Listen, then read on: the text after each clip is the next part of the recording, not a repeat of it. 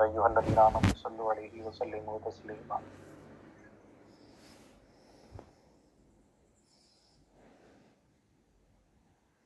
اللهم صل وسلم وبارك عليه صلوا عليه دائما صلوا عليه سرمدا صلاة وسلام عليك يا رسول الله صلى الله عليه وسلم باب نزل القرآن بلسان قریش. یہ باب اس بیان میں کہ قرآن قریش کی زبان سے نازل ہوا ہے. قریش کی ایک اور فضیلت یہ ہے کہ قرآن پاک کا نزول جو ہے وہ لغت قریش میں جو ہے ہوا ہے. دیکھیے عربی زبان جو ہے وہ بہت وسیع ہے، کشادہ ہے، اور ہر قبیلے کے اندر جو ہے تھوڑا سا اس میں فرق ہوتا ہے، کچھ لکھاوٹ کے اعتبار سے، کچھ بول چال کے اعتبار سے.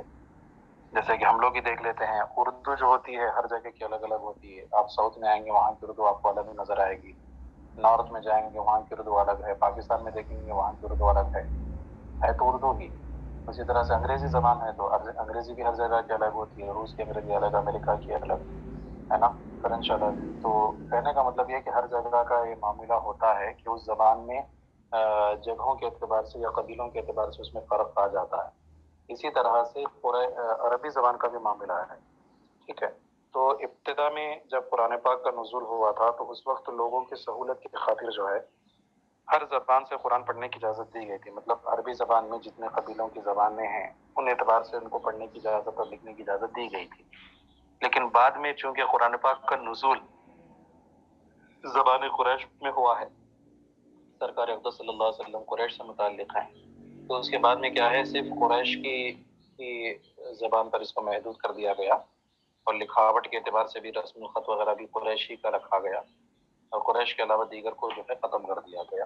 بس نہیں آ رہی. تو بہرحال یہ بھی ایک کیا ہے فضیلت ہے قریش.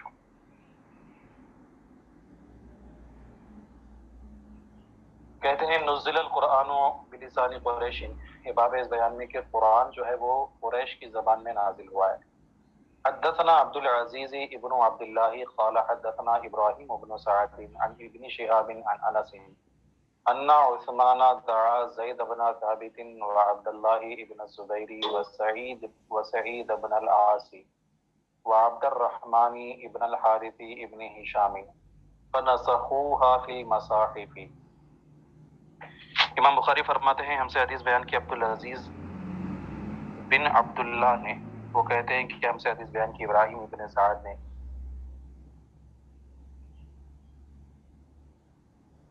وہ روایت کرتے ہیں ابن شہاب زہری سے، وہ روایت کرتے ہیں حضرت انس بن مالک سے کہ حضرت عثمان ابن عفان رضی اللہ تعالیٰ عنہ نے حضرت زید ابن ثابت، حضرت عبداللہ بن زبیر، حضرت سعید بن عاص اور حضرت عبد الرحمن ابن حارث بن ہشام، ان چاروں صحابہ کرام کو بلایا. یہ حضرت عثمان غنی رضی اللہ تعالیٰ عنہ کے دور خلافت کا واقعہ ہے. حضرت عثمان غنی کا بیٹا ایک لقب ہے جامع القرآن، آپ کو کہا جاتا ہے. آپ کا ایک کارنامہ یہ ہے کہ آپ نے قرآن کو جو ہے جمع فرمایا، یعنی مختلف مصاحف جو اس زمانے میں الگ الگ صحابہ کرام کے پاس موجود تھے ان تمام مصاحف کو جمع فرمایا اور ایک مصحف تیار کیا، ایک ہی زبان. مطلب جو عربی زبانوں کے جو اختلافات ہوتے تھے لکھاوٹ وغیرہ کے اعتبار سے بھی بس ان سب کو آپ نے ختم کر دیا اور ایک ہی قریش کی زبان پر آپ نے رکھا اور اسی ایک مصحف کو لکھ کر کے اسی کی نقل تیار کرائی اور دنیا کے الگ الگ حصوں میں اس کو بھیجا گیا. اور یہ تاکید کی گئی کہ آج کے بعد اسی طرح کا قرآن پاک ہر کوئی لکھیں گے، ہر کوئی پڑھیں گے. سمجھا رہے بیٹا بات؟ کیونکہ پہلے کے زمانے میں پریس اور پرنٹنگ وغیرہ کا معاملہ تھا نہیں، ہاتھ سے جو ہے نقل تیار کی جاتی تھی. تو فی الحال 2-4 نقل آپ نے تیار کرا کے دور دور جو ہے بھیج دیے آپ نے، اور یہ تاکید کر دی کہ اسی نقل کا اعتبار کیا جائے. بس سمجھا رہے بیٹا؟ تو یہ ایک بہت بڑا کارنامہ تھا آپ کا. آج تک جو قرآن پاک ہے وہ وہی ہے، اس کو خط عثمانی بھی کہتے ہیں، آپ لوگوں نے سنا ہوگا، ہے نا. تو یہ ایسا نہیں ہے کہ وہ آیتیں کچھ اور تھی، یہ آیتیں کچھ اور ہیں، معاذ اللہ ایسی بات نہیں ہے. لکھاوٹ کے اعتبار سے ہلکا سا فرق ہوتا ہے، جیسے کہ لفظ التابوت ہے سکینۃ من ربکم وبقیۃ مما ترک آل موسیٰ وآل ہارون، جو دوسرے پارے کی آیت کریمہ جس میں تابوت سکینہ کا ذکر ہے. تو تابوت جو ہے یہ قریش میں جو ہے لمبی تار کے ساتھ لکھا جاتا تھا، اور دیگر زبانوں میں گول تا کے ساتھ انصاری لوگ وغیرہ دیگر زبانوں میں گول تا کے ساتھ لکھتے تھے. تو اس کو قریش کے اعتبار سے تابوت लंबी तार के साथ लिखा गया। इस तरह से मतलब जो अल्फाज वगैरह का इख्तलाफ होता था उसमें कुरैश की ज़बान का क्या है एतबार किया गया। समझ आ रही बात?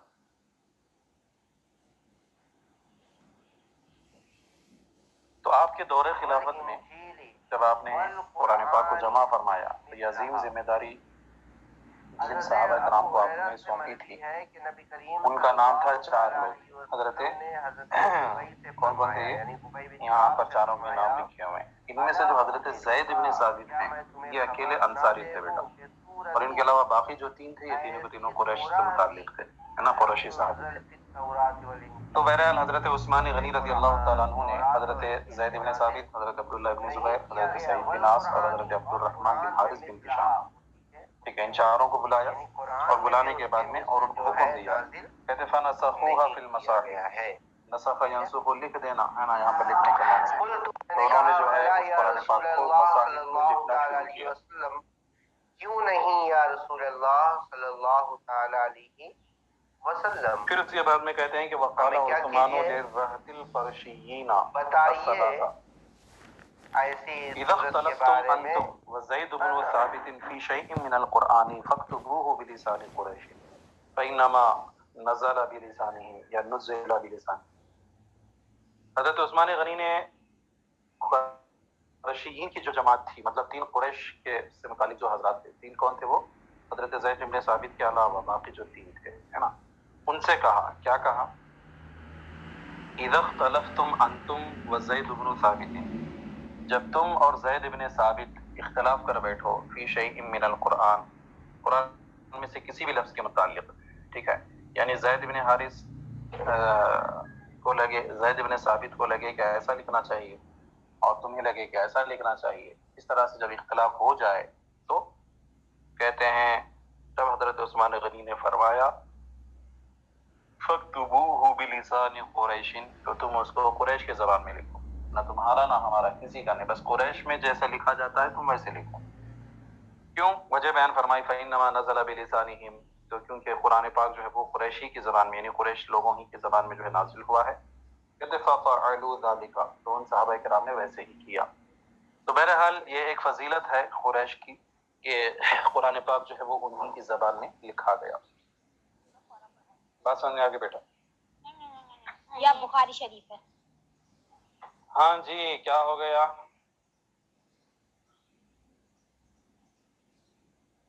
जी कोई आपाजान कुछ कह रही है क्या? नहीं है जी। बाबू निस्बतिल यमनी इला इस्माइला अलैहिस्सलाम मिनहुम अस्लमु बनु अब्सा इब्न हारिसा इब्न अम्र इब्न आमिर मिन खुज़ाअह। ये बाब इस बयान में कि यमन की निस्बत इस्माइल अलैहिस्सलाम की तरफ, हज़रत इस्माइल अलैहिस्सलाम की तरफ किसकी निस्बत? यमन की निस्बत करना। आप लोगों को तारीख याद होगी बेटा कि हज़रत इब्राहीम अलैहिस्सलाम हज़रत हाजिरा को लेकर के अरब की बे आबो गया सरजमीन पर तशरीफ लाए थे। साथ में हज़रत इस्माइल अलैहिस्सलाम बिल्कुल बचपने के आलम में थे।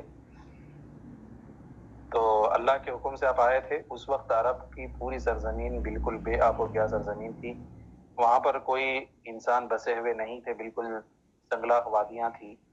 उस जगह पर आप ठहरे और फिर उसके बाद कई दिनों तक वहीं रहे। जमजम का चश्मा वहीं से फूट पड़ा जिसके जरिए से आप सैराब होते थे। तो फिर उसके बाद हुआ क्या कि यमन का एक कबीला था, कबीला बनु खुजा, बात समझ आ रही है? ये एक कहतानी कबीला था, खुजा नहीं, कहतान का कबीला, कबीला बनु कहतान की एक शाख थी जुरहुम नाम की, है ना, कबीला बनु जुरहुम, जो कबीला बनु कहतान एक अजीम कबीला था उसकी एक शाख थी।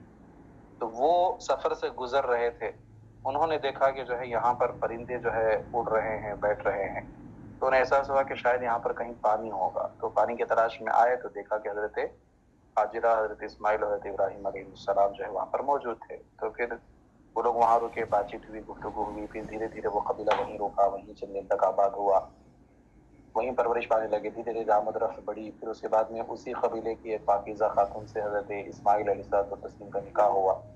इस तरह से जो है अरब वजूद में आया। तो अरब जितने थे वो सब के सब क्या है? हजरत इस्माइल अलैहिस्सलाम की औलाद में से हैं बेटा। समझ मेरी बात? تو اب یہ جو قحطان قبیلہ ہے یہ اصل میں ہے یمن کا، سمجھ میں آ رہی بات؟ تو اسی یمنی قبیلے کو، قحطان کے قبیلے جو ہوتا ہے اسی کو عرب عاربہ کہتے ہیں، خالص عرب۔ پھر اس کے بعد حضرت اسماعیل علیہ السلام کی جو اولاد ہے اس کو عرب مستعربہ کہتے ہیں، عرب عاربہ اور عرب مستعربہ۔ تو عرب عاربہ جو ہے وہ یمن کا قبیلہ، قبیلہ بنو قحطان، اور عرب مستعربہ کے اصل جو ہے عدنان کو مانتے ہیں، عدنان نام کا، ٹھیک ہے؟ تو یہ سلسلہ سرکار اقدس صلی اللہ علیہ وسلم کے سلسلے نسب میں ملتے ہیں۔ تو بہرحال حضرت اسماعیل علیہ السلام کی جو اولاد ہوئی ان کو عرب مستعربہ کہتے ہیں۔ بہرحال یہاں پر اس سے کوئی لینا دینا، اس سے کوئی بحث نہیں ہے۔ یہاں پر صرف اتنی بات بتانی ہے کہ یمن کی نسبت حضرت اسماعیل علیہ السلام کی طرف کرنا، سمجھ آ رہی بات؟ اگرچہ یمن حضرت اسماعیل علیہ السلام وہاں کے رہنے والے وہیں سے متعلق نہیں ہے، ہاں لیکن وہاں سے رشتہ داری تھی، آپ کا سسرال تھا وہاں پر، یمن سی سے جو ہے آپ کی شادی ہوئی تھی یمن کے قبیلے سے، تو اس اعتبار سے کیا ہے حضرت اسماعیل علیہ السلام کی نسبت بھی یمن کی طرف کی جاتی ہے۔ یہاں پر بس اسی بات کو بتانا ہے، سمجھ آ رہی بات؟ کیسے بتانا ہے کہ ان یمنی قبیلوں میں سے ایک قبیلہ ہے اسلم ابن ابسا، قبیلہ بنو اسلم، سمجھ آ رہی بات؟ اور اس قبیلے بنو اسلم کے افراد کو سرکار اقدس صلی اللہ علیہ وسلم نے آل اسماعیل کہا ہے، آگے چل کر کے حدیث پاک آ رہی ہے۔ بس اسی حدیث پاک سے بات کو ثابت کیے ہے کہ حضرت اسماعیل علیہ السلام کی نسبت یمن کی طرف کی جا رہی ہے۔ دیکھیے کہتے ہیں باب نسبت الیمنی الی اسماعیل علیہ السلام، یہ باب ہے یمن کی نسبت حضرت اسماعیل علیہ السلام کی طرف کرنے میں۔ منہم اسلم بن ابسا ابن حارثہ ابن عمرو ابن عامر من خزاعہ، کہتے ہیں اور انہی یمنی لوگوں میں سے اسلم ابن ابسا بن حارثہ بن عمرو بن عامر ہیں، من خزاعہ جو قبیلہ بنو خزاعہ کی ایک شاخ ہے، اور قبیلہ بنو خزاعہ جو ہے یہ قبیلہ یمن کا ہے، تو میری بات قبیلہ قحطانی ہے، قحطان قبیلے کا۔ حدیث پاک دیکھیے، کہتے حدثنا مسدد قال حدثنا یحیی عن یزید ابن ابی عبید قال حدثنا سلمة قال خرج رسول اللہ صلی اللہ علیہ وسلم على قوم من اسلم يتناولون بالسوق۔ امام بخاری فرماتے ہیں ہم سے حدیث بیان کی مسدد نے، وہ کہتے ہیں ہم سے حدیث بیان کی یحییٰ نے، وہ روایت کرتے ہیں یزید بن ابو عبید سے، وہ کہتے ہیں ہم سے حدیث بیان کی سلمہ نے، وہ کہتے ہیں کہ رسول اللہ صلی اللہ علیہ وسلم ایک قوم کے پاس سے نکلے، من اسلمہ قبیلہ بنو اسلم میں سے۔ یہ من اسلمہ میں اسلم جو ہے بیٹا یہ قبیلے کا نام ہے نا، باب افعال سے ماضی کا صیغہ نہیں ہے کہ جو لوگ اسلام لائے تھے ان میں سے ایک قوم کا نکلے، ایسا معاملہ نہیں، بلکہ یہ قبیلے بنو اسلم ہے، نام ہے یہ، ہے نا، ایک قبیلے کا۔ تو کہتے ہیں کہ رسول اللہ صلی اللہ علیہ وسلم قبیلے بنو اسلم کے ایک قوم پر جو ہے نکلے، مطلب ایک قوم کے پاس سے گزرے، یتناولون بالسوق، تناول یتناولو کا معنی ہوتا ہے باہم ایک دوسرے کے ساتھ مل کر کے تیر اندازی کی مشق کرنا، تیر کو پھینکنا، تیر کو پھینکنے میں آگے بڑھنے کی کوشش کرنا، سبقت لے جانے کی کوشش کرنا، بلفظ دیگر تیر اندازی کا مقابلہ کرنا۔ کہتے ہیں کہ آپ ایک قوم کے پاس سے گزرے قبیلہ بنو اسلم کی، اس حال میں کہ یتناولون بالسوق، کہ وہ جو ہے تیر کے ذریعے سے کیا ہے تیر اندازی کا مقابلہ کر رہے تھے۔ فقال ارموا بنی اسماعیل فإن اباکم کان رامیہ، سرکار اقدس صلی اللہ علیہ وسلم نے ان کو ندا دی اور ارشاد فرمایا کہ ارموا بنی اسماعیل، ہے نا، رما یرمی کا معنی ہوتا ہے تیر پھینکنا، تو کہا کہ ارمو، تم تیر پھینکو، بنو اسماعیل، اے اسماعیل کی اولاد تم تیر پھینکو، فإن اباکم کان رامیہ، اس لیے کہ تمہارے جو والد تھے یعنی حضرت اسماعیل علیہ السلام وہ بھی کیا ہے ایک تیر انداز تھے۔ بات سمجھ میں آ رہی بیٹا؟ بس یہی ہے بیٹا محل استشہاد کہہ لو یا پھر باب کے موافقت کہہ لو۔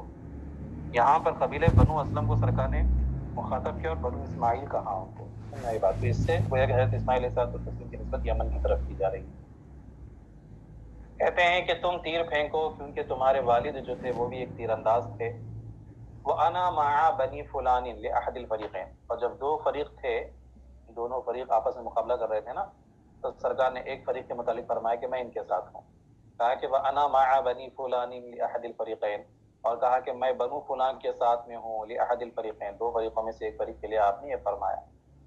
کہتے فَأَمْسَكُوا بِأَيْدِيهِمْ، تو دوسرا والا جو گروہ تھا انہوں نے اپنے ہاتھوں کو روک لیا، ذرا محبت اور عشق ملاحظہ کیجیے۔ کہتے فَأَمْسَكُوا بِأَيْدِيهِمْ، تو فریق مخالف جو تھا، یعنی سرکار نے جس فریق کے متعلق کہا تھا کہ میں ان کے ساتھ ہوں، تو ان کے سامنے جو دوسرا فریق تھا فریق مخالف، انہوں نے اپنے ہاتھوں کو روک لیا۔ قال، سرکار اقدس صلی اللہ علیہ وسلم نے ارشاد فرمایا، راوی کہتے ہیں کہ فقال ما لهم، سرکار نے فرمایا کہ ما لهم، ان کو کیا معاملہ ہے؟ مطلب کیوں یہ لوگ تیر اندازی نہیں کرے، اچانک اپنے ہاتھوں کو روک لیے؟ قالوا، تو ان لوگوں نے کہا کہ وَكَيْفَ نَرْمِي وَأَنْتَ مَعَ بَنِي فُلَانٍ، ہم کیسے تیر چلا سکتے ہیں جبکہ آپ بنو فلان کے ساتھ میں ہیں؟ ٹھیک ہے، حالانکہ سرکار نے بس ایسے ہی کہا تھا محبت کے لیے کہ میں تمہارے ساتھ ہوں، تو کہتے ہیں کہ ہم اس قبیلے کے اوپر تیر کیسے پھینکے جس کے ساتھ آپ ہیں؟ سمجھ میری بات؟ تو کہا کہ ہم کیسے تیر پھینکیں جبکہ آپ جو ہے فلاں قبیلے کے ساتھ میں ہیں؟ قال، سرکار نے مسکرا کر کے ارشاد فرمایا ارموا وانا معکم کلکم، تم تیر پھینکو میں تم سب کے ساتھ میں ہوں۔ میں ان کے ساتھ ہوں کا مطلب یہ نہیں کہ میں ان کے ساتھ ہوں ان کا دوست ہوں تمہارا دشمن، نہیں، میں سب کے ساتھ ہوں، تمہارے ساتھ بھی ہوں ان کے ساتھ بھی، چلو اب تیر پھینکو۔ اس طرح سے سرکار نے فرمایا۔ تو بہرحال اس حدیث پاک کے ذریعے سے بیٹا یہاں پر صرف اتنی بات ثابت کرنی ہے کہ یہ قبیلے بنو اسلم کے کچھ لوگ تھے جو آپس میں تیر اندازی کی مشق کر رہے تھے، اور قبیلے بنو اسلم جو ہے یہ خزاعہ کی ایک شاخ ہے، اور قبیلے بنو خزاعہ قحطانی قبیلہ ہے، مطلب یمن کا قبیلہ ہے۔ سمجھا نہیں بات؟ تو ان لوگوں کو سرکار نے کیا ہے بنو اسماعیل کہہ کر کے مخاطب فرمایا ہے۔ بس یہی ہے بات کے مطابقت کہ سرکار اقدس صلی اللہ علیہ وسلم نے حضرت اسماعیل علیہ السلام کی نسبت یمن کی طرف فرمائی۔ ہاں جی، بات سمجھ میں آئی آپا جان لوگ؟ چلیے بس رہنے دیجیے، یہ بات کل پڑھیں گے انشاءاللہ العزیز۔ امید کرتا ہوں کہ سبق آپ لوگوں کو سمجھ میں آیا ہوگا۔ سب کو سمجھ میں آ رہا ہے بیٹا؟ جی ہاں جی، اس کو ملا لیا کیجیے، تھوڑا اچھے سے یاد کر لیا کیجیے، ٹھیک ہے؟ جی ٹھیک ہے بیٹا، دعا میں یاد رکھیں۔ وصلی اللہ تعالی علی خیر خلقہ ونور عرشہ سیدنا و مولانا محمد وآلہ وصحبہ اجمعین۔ السلام علیکم ورحمۃ اللہ وبرکاتہ۔